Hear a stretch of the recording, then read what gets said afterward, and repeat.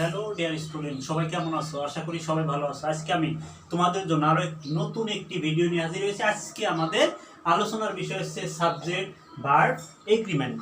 Subject verb agreement থেকে আমাদের বিভিন্ন পরীক্ষায় কোশ্চেন এসে থাকে। এজন্য আজকে আমি সাবজেক্ট ভার্ব এগ্রিমেন্ট থেকে আমাদের এ পর্যন্ত বিভিন্ন পরীক্ষায় যে কোশ্চেনগুলো আসছে, আমি সেখান থেকে তোমাদেরকে কিছু কোশ্চেন আজকে দেখাবো যে কিভাবে আমরা সাবজেক্ট ভার্ব থেকে যদি আমাদের কোনো কোশ্চেন আসে তাহলে আমরা সেটা কিভাবে সলভ করব। তাহলে আমি প্রথমে একটা সেন্টেন্স লিখছি, দেখো।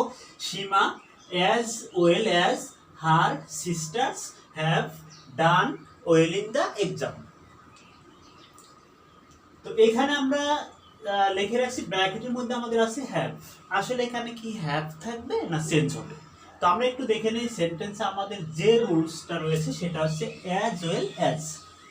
অ্যাজ ওয়েল অ্যাজ থেকে আমরা সেই সেন্টেন্সকে কিভাবে আমরা সাবজেক্ট ভার্ব এগ্রিমেন্ট অনুযায়ী করব।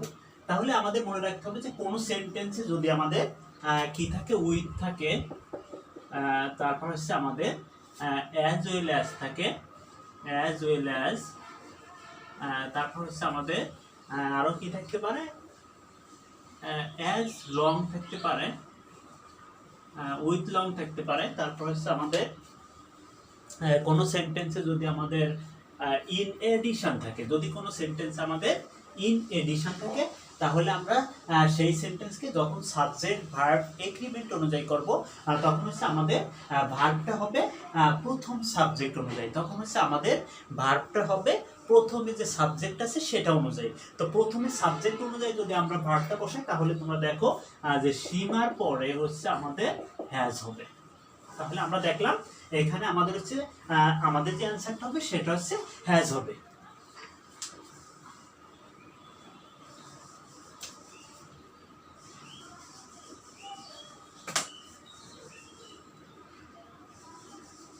দ্বিতীয় সেন্টেন্সটা হচ্ছে আমাদের কি আছে, time and tide waits for none. Time and tide waits for none. এই সেন্টেন্সটাকে আমরা কিভাবে আসলে চেঞ্জ করব সেটা একটু দেখো যে এখানে আমাদের ভার্বটা কি হবে।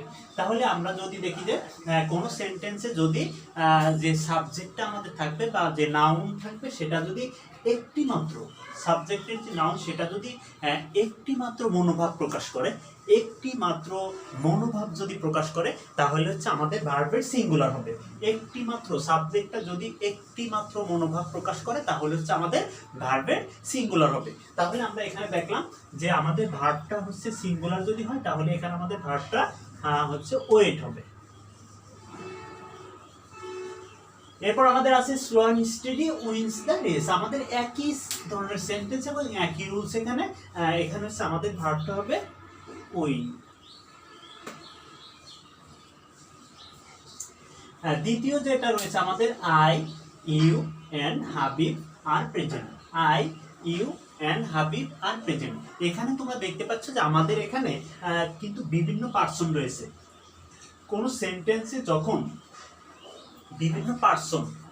কোনো সেন্টেন্সে বিভিন্ন পার্সন থাকে, তখন সেই বিভিন্ন পার্সনের যে নাউন বা প্রোনাউন সেটাকে আমরা কিভাবে সাজাবো, সেটা যখন এরকম বিভিন্ন কোনো পার্সন আমাদের কোনো সেন্টেন্সে থাকবে, তখন আমরা সেটাকে যদি সাজাতে চাই তাহলে আমাদের এই রুলসটা মনে থাকতে হবে। সেটা হচ্ছে আমাদের 2, 3, 1 হবে সবসময়। 2 প্রথম হচ্ছে সেকেন্ড পার্সন, তারপর হচ্ছে থার্ড পার্সন, তারপর হচ্ছে আমাদের কি হবে, ফার্স্ট পার্সন হবে। তাহলে আমরা যদি এটা করি তাহলে এখানে আমাদের যেটা হবে সেটা হচ্ছে প্রথমে হচ্ছে আমাদের সেকেন্ড পার্সন হচ্ছে ইউ হবে, তারপর হচ্ছে আমরা লিখে ফেলি ইউ,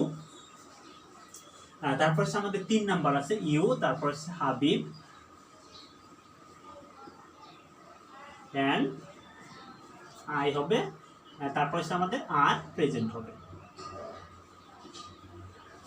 তাহলে আমরা কি দেখলাম এখানে যে ইউ, হাবিব অ্যান্ড আই হবে। এখানে আমাদের আই।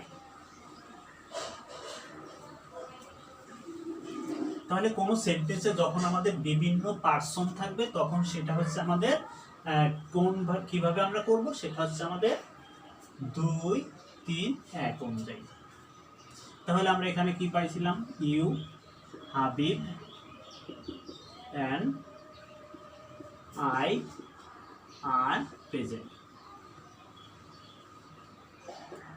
এরপর তোমরা দেখো যে 40 মাইলস, আমরা কি লিখছি 40 miles, 40 miles are a long way, 40 miles are a long way. তো এই সেন্টেন্সটা আমাদের হচ্ছে কি, যে কোনো সেন্টেন্সে যদি আমাদের সাবজেক্ট দেখতে, অর্থাৎ সাবজেক্ট যদি একই দৈর্ঘ্য এবং পরিমাণ, একই দৈর্ঘ্য কোনো পরিমাণ যদি একই দৈর্ঘ্য পরিমাণ বোঝায়, তাহলে আমরা সেখানে জানি সাবজেক্টের সবসময় সিঙ্গুলার হবে। একই দৈর্ঘ্য পরিমাণ বোঝাইলে সাবজেক্টের সিঙ্গুলার হবে। এখানে হচ্ছে আমাদের 40 মাইলসকে বোঝানো হয়েছে, এই জন্য সেখানে আমাদের কি হবে। আর তোমরা আরেকটা নিয়ম এখানে মনে রাখতে পারো, যদি তোমরা এখানে সাবজেক্টের পরে যদি দেখো যে এ আছে, যদি এ থাকে তাহলে মনে রাখবে এখানে হচ্ছে ভার্বের সিঙ্গুলার হবে। তাহলে 40 মাইলস ইজ হবে আমাদের, 40 Miles is a long way হবে, 40 Miles is a long way. এরপর হচ্ছে আমাদের আরেকটা বিষয় তোমরা একটু দেখবা যে কিছু কিছু সাবজেক্ট আছে আমাদের যেগুলো প্রথমে আমাদের তাদের পরে সবসময় প্লুরাল ভার্ব হবে, তাদের পর সবসময় প্লুরাল হবে। যেমন হচ্ছে আমাদের পিপল, তারপর হচ্ছে আমাদের ফ্রক, পিপল, ফ্রক ইত্যাদি। এগুলোর পরে হচ্ছে আমাদের সবসময় সাধারণত ভার্বের প্লুরাল হবে। এরপর হচ্ছে আমাদের আরেকটা রুলস দেখা হচ্ছে a pair of shoes are on the table, a pair of shoes are on the table. এই সেন্টেন্সটাকে আমাদের আসলে আমরা কিভাবে, এখানে ভার্বটা আমাদের কি হবে। তো আমরা একটু দেখে নিই যে আসলে কোনো সেন্টেন্সে কিছু কিছু, যেমন আমাদের আছে ডজন, 100, 1000, ইয়ার ইত্যাদি। এদের পরে স্কোর, তো এদের পরে হচ্ছে আমাদের সবসময় ভার্বের সিঙ্গুলার হবে, এদের পরে সবসময় আমাদের কি হবে, ভার্বের সিঙ্গুলার হবে। তাহলে আমরা এখানে কি হবে ভার্বটা, a pair of shoes is হবে, a pair of shoes is on the table হবে।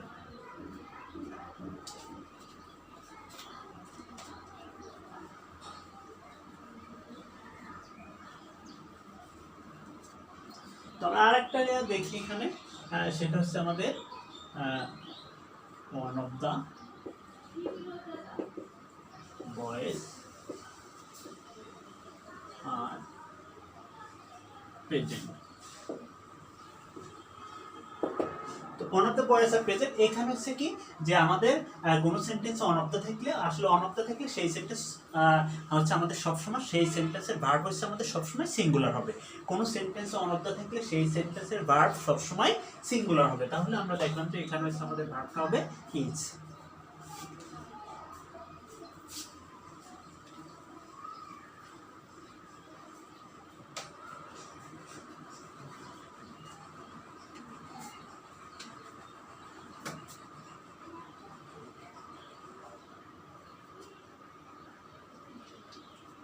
তাহলে আজকে আমরা সাবজেক্ট, ভার্ব এবং এগ্রিমেন্ট থেকে আমরা একটু দেখে নিলাম যে আসলে আমাদের কি কি কোশ্চেন এখান থেকে আসতে পারে, এবং আমরা সাবজেক্ট, ভার্ব, এগ্রিমেন্ট আসলে আমরা কিভাবে সেটা সলভ করব। তো আজকের মতো আমি এতটুকু তোমাদেরকে দেখালাম। আরও একটা নতুন ক্লাস নিয়ে আসবো সাবজেক্ট, ভার্ব, এগ্রিমেন্টের যে বাকি অংশটা আছে সেটা নিয়ে। তাহলে তোমাদের সাবজেক্ট, ভার্ব, এগ্রিমেন্টটা ফুল ক্লিয়ার হয়ে যাবে। ততক্ষণ সবাই ভালো থাকবে।